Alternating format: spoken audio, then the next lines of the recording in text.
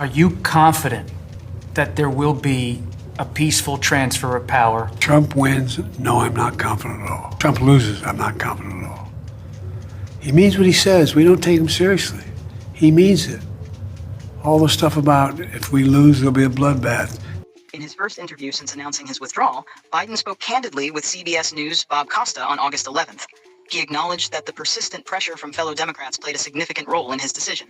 He specifically mentioned former House Speaker Nancy Pelosi, with whom he has not communicated recently, as an example of the internal party pressures he faced. Biden emphasized that although his polling indicated a tight race, his continued candidacy might have negatively impacted other Democrats in down-ballot races. Reflecting on his first term, Biden reiterated his self-perception as a transition president, but underscored his commitment to preserving democracy, which he sees as paramount in the current political climate. He stressed the importance of defeating Donald Trump, whom he described as a genuine danger to American security. Biden expressed grave concerns about the potential aftermath of the 2024